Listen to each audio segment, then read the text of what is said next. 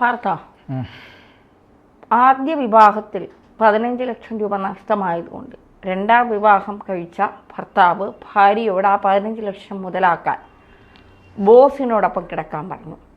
കിടക്ക പങ്കിടാൻ ഭാര്യ സമ്മതിക്കാത്തത് കൊണ്ട് ഭാര്യയെ മുത്തലാക്ക് ചൊല്ലി. ഇതൊക്കെ കേട്ട് കേൾവി പോലും ഇല്ലാത്ത സംഭവമാണ്. എവിടെയാണ് ഇത് നടന്നത്? എന്തെങ്കിലും നടപടി? പ്രത്യേകിച്ച് നരേന്ദ്രമോദി സർക്കാർ വന്നതിന് ശേഷം മുത്തലാഖ് നിയമമൊക്കെ വലിയ കർശനമാക്കിയിട്ടുണ്ട്. അതിനിടയ്ക്കാണ് ഇത്തരത്തിലുള്ള രീതിയൊക്കെ, ഇത്തരത്തിലുള്ള കാര്യങ്ങൾ പുറത്തു വരുന്നത്. എന്താണ് സംഭവം? എവിടെയാണ്? മുത്തലാഖ് നിയമം മോദി കൊണ്ടുവന്നപ്പോൾ അതിനെതിരെ പ്രതികരിച്ച ഇടത് വലത് മുന്നണികളും ഒരുപാട് മത നേതാക്കന്മാരൊക്കെ ഉണ്ടായിരുന്നു. ഇവരൊക്കെ എവിടെ പോയി എന്നാണ് ഞാൻ നോക്കുന്നത്.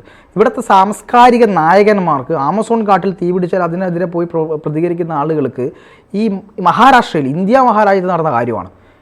അപ്പോൾ അവിടുത്തെ ഒരു സംഭവത്തിൽ പ്രതികരിക്കാനൊന്നും ഇവരെയും കാണുന്നില്ല. പലപ്പോഴും ഞാൻ തന്നെയോട് എത്രാമത്തെ തവണയാണ് ചോദിക്കുന്നത്. ഓരോ വാർത്ത എടുക്കുമ്പോഴും ഞാൻ ചോദിക്കാറില്ലേ, ഇവിടുത്തെ സാംസ്കാരിക നായകർ എവിടെ പോയി എന്ന് ചോദിക്കാറില്ലേ? കഷ്ടമാണില്ലേ ഇവരുടെ കാര്യം?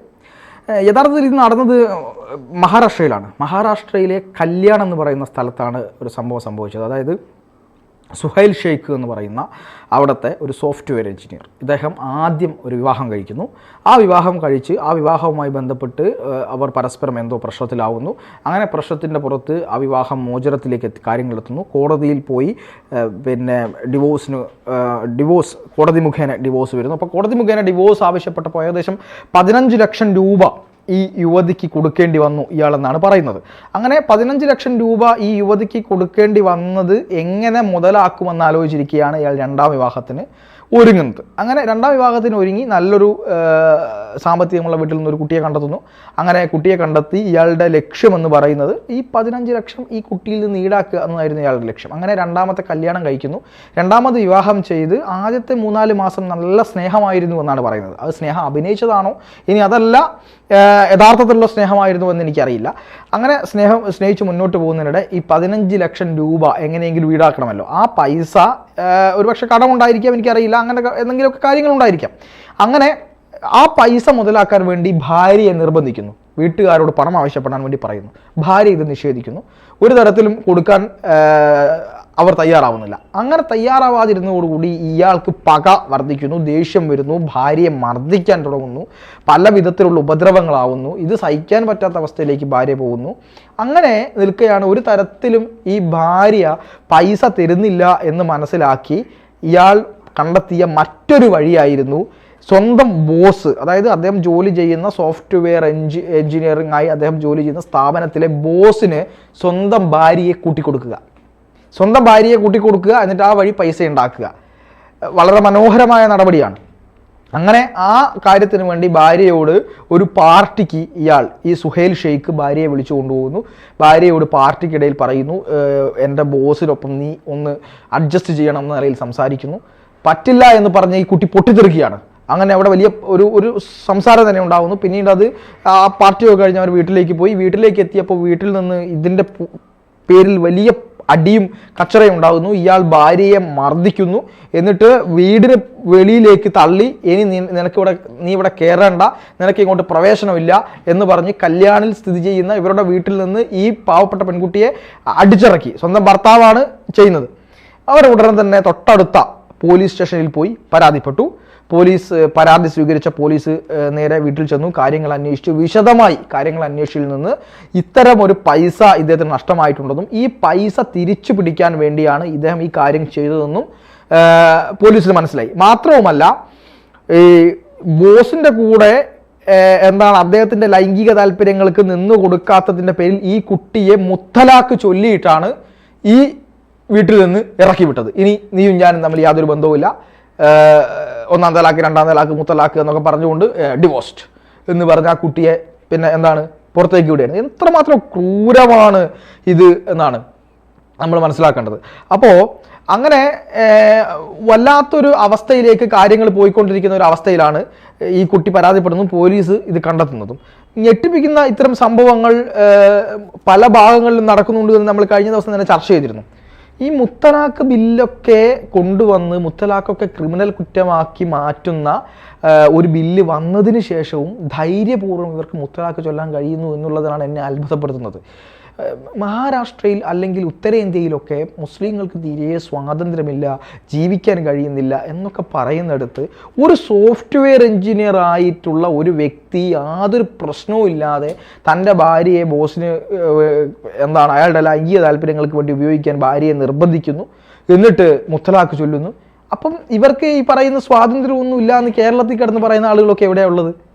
ഈ മുത്തലാഖ് എന്ന് പറയുന്ന ക്രൂരമായിട്ടുള്ള ഒരു നടപടി മുസ്ലിം പെൺകുട്ടികൾക്കും ആത്മാഭിമാനമുണ്ടെന്നും മുസ്ലിം പെൺകുട്ടികൾക്ക് മറ്റുള്ള പെൺകുട്ടികളെ പോലെ തന്നെ ജീവിക്കാനുള്ള അവകാശമുണ്ടെന്നും അവർക്ക് കല്യാണം കഴിച്ചു കഴിഞ്ഞാൽ കറിവേപ്പില പോലെ അവരുടെ ആവശ്യം കഴിഞ്ഞ് വലിച്ചെറിയാനുള്ളതല്ല എന്നും തലാഖ് എന്ന് പറയുന്നത് അതിൻ്റെ നിയമപ്രകാരമല്ല ഇവർ ചെയ്യുന്നതെന്നും തലാഖ് തന്നെ ഒരു വൃത്തികേടാണ് എന്നും ഈ ഇത്രയും മാറിയ കാലഘട്ടത്തിൽ പറയുമ്പോൾ അതിനെതിരെ ശബ്ദിക്കുന്ന ആളുകളെല്ലാം സംഘികളാക്കപ്പെടുമ്പോൾ ഈ പ്രവണത ഇപ്പോഴും തുടർന്നുകൊണ്ടിരിക്കുന്നു എന്ന് പറയുമ്പോഴാണ് നമുക്കേറെ സങ്കടമുള്ളത്. ഇപ്പോൾ അമേരിക്കയിൽ ഡൊണാൾഡ് ട്രംപ് പുതിയൊരു നയം പ്രഖ്യാപിച്ചിട്ടുണ്ട്. ചേലാകർമ്മം എന്ന് പറയുന്ന ഒരു കർമ്മമുണ്ട് പെൺകുട്ടികളിൽ ചെയ്യുന്ന, അതായത് സുന്നത്ത് എന്ന് പറയുന്ന ആൺകുട്ടികളിൽ ചെയ്യുന്ന സുന്നത്തിന് പകരം പെൺകുട്ടികൾക്ക് ചെയ്യുന്ന ഒരു കർമ്മമാണ് ചേലാകർമ്മം എന്ന് പറയുന്നത്. അപ്പോൾ ആ ചേലാകർമ്മം നിരോധിക്കാൻ തീരുമാനിച്ചു ഡൊണാൾഡ് ട്രംപ്. ഇനി മുതൽ അമേരിക്കയിൽ ചേലാകർമ്മം വേണ്ട. ഇത് ഒരു വ്യക്തിയുടെ സ്വാതന്ത്ര്യത്തിലേക്ക് കടന്നു കയറിയിട്ടുള്ള പ്രവർത്തനമാണ്. ഏത് മതത്തിൻ്റെ പേരിലായാലും ഈ ചേലാകർമ്മം വേണ്ട എന്ന് ഡൊണാൾഡ് ട്രംപ് തീരുമാനിച്ചിട്ടുണ്ട്. ഇനി അതിൽ സുന്നത്ത് പെടുമോ എന്ന് എനിക്കറിയില്ല. ചേലാകർമ്മം എന്നാണ് മാധ്യമങ്ങളൊക്കെ റിപ്പോർട്ട് ചെയ്തത്. അപ്പോൾ അദ്ദേഹം ചെയ്യാനുള്ള കാര്യം എന്ന് പറയുന്നത് മതത്തിൻ്റെ പേരിൽ ഈ ഇത്തരം കർമ്മങ്ങൾ മതത്തിൻ്റെ അടിസ്ഥാനപരമായ ആചാരമാണ് എന്ന നിലയിലേക്ക് വരുത്തി കൊണ്ടുവന്ന് ഒരു മനുഷ്യൻ്റെ ഒരു കുഞ്ഞിൻ്റെ 18 വയസ്സാകുന്നത് വരെ ആ കുഞ്ഞിനെ നോക്കാനുള്ള അവകാശം മാതാപിതാക്കൾക്കാണ് എന്ന് കരുതിയിട്ട് ആ കുഞ്ഞിൻ്റെ ശരീരത്തിൽ കടന്നു കയറി വൃത്തികേടുകൾ കാണിക്കാനുള്ള അവകാശം മാതാപിതാക്കൾക്കില്ല. ഇവിടെ ഈ പറയുന്ന സുന്നത്തായാലും ചേലാകർമ്മമായാലും ഇതൊക്കെ ചെയ്യുന്നതും ആ കുട്ടിയുടെ അവകാശത്തിലേക്ക് കടന്നു കയറിയിട്ടല്ലേ. 18 വയസ്സ് കഴിഞ്ഞിട്ട് ആ കുട്ടിക്ക് ചേലാകർമ്മം നടത്തണമെങ്കിൽ അവർ നടത്തട്ടെന്നേ, അല്ലെങ്കിൽ സുന്നത്ത് നടത്തണമെങ്കിൽ അവർ നടത്തട്ടെന്നേ, അതല്ലേ സ്വാഭാവികത. അല്ലെങ്കിൽ ഇത് അടിച്ചേൽപ്പിക്കുന്നത് നല്ലതാണോ? ഈ ചോദ്യമാണ് ഉയരുന്നത്. അപ്പം ഞാനത് കോട്ട് ചെയ്തതാണ്. ഇതേപോലെ ഇന്ത്യയിലെ പല ഭാഗത്തും ഇത്തരത്തിലുള്ള കാര്യങ്ങൾ നടക്കുന്നുണ്ട് എന്നുള്ളതാണ് നമ്മളെ ഞെട്ടിപ്പിക്കുന്നത്. സ്വന്തം ബോസിന് പൈസയ്ക്ക് വേണ്ടി സ്വന്തം ഭാര്യയെ ബോസിനൊപ്പം കിടന്നു കൊടുക്കാൻ പറയുക, കല്യാണം കഴിച്ചിട്ട് 15 ലക്ഷം ഈടാക്കാൻ വേണ്ടി ആ കുട്ടിയെ നിരന്തരമായി ഉപദ്രവിക്കുക, എന്നിട്ട് മുത്തലാഖ് ചൊല്ലി ഒഴിവാക്കുക.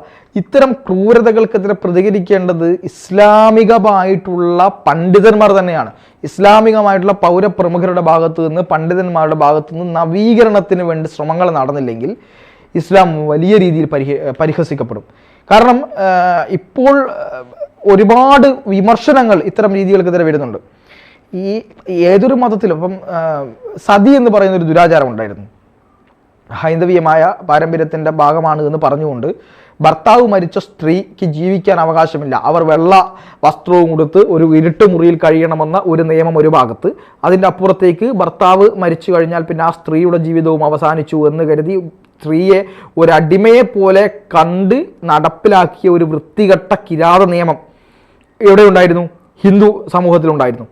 അത് ഒരു വൃത്തികെട്ട നിയമമാണെന്നും ആ നിയമം കൊണ്ടുവരാൻ പാടില്ലെന്നും ആ നടപ്പിലാക്കാൻ പാടില്ലെന്നും ഇതിനെതിരെ നിയമം കൊണ്ടുവരണമെന്നും പറഞ്ഞത് ഹിന്ദു വിഭാഗത്തിൽപ്പെട്ട ആളുകൾ തന്നെയാണ്. രാജാറാം മോഹൻ റോയ് നല്ല വിശ്വാസിയല്ലേ? നല്ല വിശ്വാസിയായിരുന്നു, നല്ല ആത്മീയ അറിവുള്ള ആളായിരുന്നു. എന്താണ് തത്വമെന്നും എന്താണ് മതങ്ങൾ പഠിപ്പിക്കുന്നതെന്നും ഏകശിലാത്മകമായിട്ടുള്ള ഒരു ആത്മബോധത്തെ ഉണർത്താനാണ് മതങ്ങൾ മുന്നിട്ട് വരേണ്ടതെന്നും അവിടെ സ്ത്രീയുടെയോ പുരുഷൻ്റെയോ കാര്യങ്ങളൊക്കെ നൈമിഷികമായ കാര്യങ്ങളാണ് അവരുടെ ഭൗതികതയെന്നും അതുകൊണ്ട് എല്ലാവർക്കും ഇവിടെ ജീവിക്കാനുള്ള അവകാശമുണ്ട്, ഒരു സ്ത്രീയെ സതി ആചാരത്തിൻ്റെ ഭാഗമായി ഭർത്താവിനെ വെച്ച ചിതയിലേക്ക് എടുത്തു ചാടാൻ പ്രേരിപ്പിക്കുകയോ അല്ലെങ്കിൽ നിർബന്ധപൂർവ്വം തള്ളിയിടുകയോ ചെയ്യുന്നത് മഹാക്രൂരതയുടെ അങ്ങേയറ്റമാണെന്നും അതിനെതിരെ കൊലക്കുറ്റം തന്നെ ചുമത്തണമെന്നും പറഞ്ഞുകൊണ്ട് സതി എന്ന ആചാരത്തിനെതിരെ രംഗത്ത് വന്നതിൽ ഒരാൾ രാജാറാം മോഹൻ റോയും വേറൊരാൾ ഈ പറയുന്ന ബ്രിട്ടനിൽ നിന്ന് ഇന്ത്യയിലേക്ക് എത്തി ഇന്ത്യയിൽ ഹിന്ദു മതം സ്വീകരിച്ചു ഹിന്ദു സന്യാസിനിയായി പ്രവർത്തിച്ച് രാജാറാം മോഹൻ റോയ്ക്ക് ഒരുപാട് സഹായങ്ങൾ അല്ലെങ്കിൽ ഉപദേശങ്ങളൊക്കെ ചെയ്തു കൊടുത്ത ഒരു സന്യാസിനിയുണ്ട്. അവരുടെ പേര് എനിക്കിപ്പോൾ ഓർമ്മ കിട്ടുന്നില്ല. അവരൊക്കെ ചേർന്നുകൊണ്ടാണ് ഈ കാര്യങ്ങൾ ചെയ്തത്. ഹിന്ദു മതത്തിലെ പ്രശ്നങ്ങൾക്കെതിരെ ശബ്ദമുയർത്തിയത് സ്വാമി വിവേകാനന്ദനും കേരളം ഭ്രാന്താലയമാണ് എന്ന് അദ്ദേഹം പറഞ്ഞു. അതുപോലെ തന്നെ ഈ ശ്രീനാരായണ ഗുരുദേവനാണ്. ശ്രീനാരായണ ഗുരുദേവൻ അരിയുപ്പുറത്ത് പ്രതിഷ്ഠ നടത്തിയില്ലേ? ഇത് ഞാൻ പ്രതിഷ്ഠിച്ചത് നിങ്ങളുടെ ശിവനെ അല്ല എന്ന് പറഞ്ഞല്ലോ. അങ്ങനെ പറയാനുള്ള കാണിച്ചൊരു ധൈര്യമുണ്ട്. ചട്ടമ്പി സ്വാമികൾ ഇവിടെ ഇത്തരം ദുരാചാരങ്ങൾക്കെതിരായി കൊണ്ട് പ്രവർത്തിച്ചില്ലേ? ഇപ്പോൾ ഇത്തരത്തിലുള്ള കാര്യങ്ങളെല്ലാം വരുമ്പോൾ ഒരു മതത്തിൽ നടക്കുന്ന പ്രശ്നങ്ങൾക്ക് അല്ലെങ്കിൽ ഒരു സമൂഹത്തിൽ നടക്കുന്ന പ്രശ്നങ്ങൾക്കെതിരെ കാര്യങ്ങൾ പറയുന്നത്, അതിനെതിരായിക്കൊണ്ട് ബോധവൽക്കരണം നടത്തുന്നത്, നവീകരിക്കുന്നത് ആ മതത്തിലെ ആചാര്യന്മാർ തന്നെയാണ്. അതുകൊണ്ട് ഇത്തരം പ്രശ്നങ്ങൾക്കെതിരായിക്കൊണ്ട് ഇസ്ലാമിൽ നിന്ന് തന്നെ നവീകരണം തുടങ്ങണം. ആ നവീകരണമാണ് ഇസ്ലാമിനെ മുന്നോട്ട് കൊണ്ടുപോവുക. അല്ലെങ്കിൽ ഇതിനെതിരെ പറയുന്ന ആളുകളെ സംഘികളും തീവ്രവാദികളും വർഗീയവാദികളും ഒക്കെ ചിത്രീകരിച്ചു കഴിഞ്ഞാൽ നാളെ വലിയ ബുദ്ധിമുട്ട് വളർന്നു വരുന്ന തലമുറ എല്ലാം കാണുന്നുണ്ട്. ഇത്തരം ക്രൂരതകൾക്കെതിരെ അവർ അതിഭീകരമായ രീതിയിൽ പ്രതികരിക്കുമെന്നുള്ള കാര്യം അത് ചിലപ്പോൾ ഏത് മതമായിക്കോട്ടെ ആ മതത്തിന് താങ്ങാൻ കഴിയില്ല എന്നുമാണ് പറയാനുള്ളത്.